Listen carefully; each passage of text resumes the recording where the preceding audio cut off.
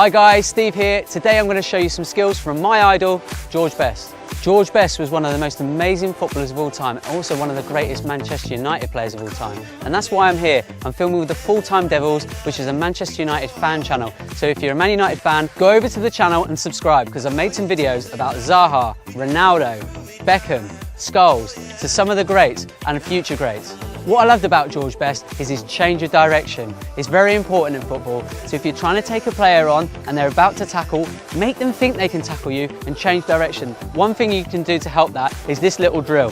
So watch this. So I'm going to use the inside and the outside of my feet. So if I go outside, inside, I can learn to weave the ball in and out, in and out. Can you see the ball's changing direction? If you watch one of the greatest goals that George Best ever scored, he weaves in and out of these players, and it's little jinks and little turns like that that allow you to get quick feet.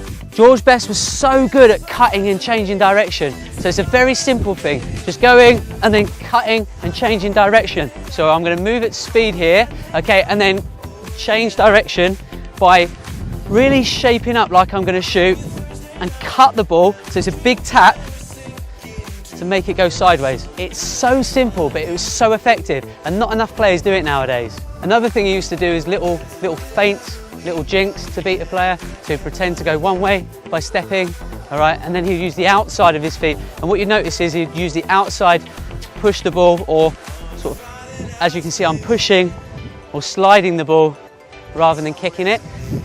So he sort of steps one way and slides the ball the other way.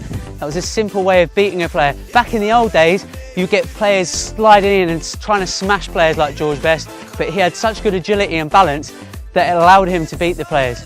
So this skill was a great skill because he didn't really need to touch the ball. The ball's rolling across his body like this. As it's rolling and he's got a defender there, he would just step that way. And just by him stepping like that, meant he's beat his player already without even touching the ball. It's an incredible little thing.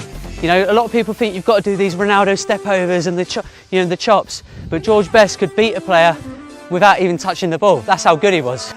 So another thing George Best used to do was he used to dribble across the edge of the box, and he'd keep dribbling but do subtle little things to make the defenders commit or make the defenders pause, and he would just get past 3 or 4 or 5 players, and then he'd just chip it over the goalie. So it could be he's dribbling across with the defenders this side, and it could be just a little lift of his foot. A little lift of his foot would stop a player, and then as he gets here, it's a dink at the far post. And if you can aim for the far post, then you're normally going to get it in. I can never do the great man justice, so go and check his videos out on YouTube. Also, leave a comment below and tell me who you think the greatest player of all time was, or who influenced you the most in your football life. Just a reminder, go and check out the Full Time Devils and subscribe, and you'll see the videos that I made with them, with the Man United players such as Ronaldo, Scholes, Beckham and Zaha. See you soon.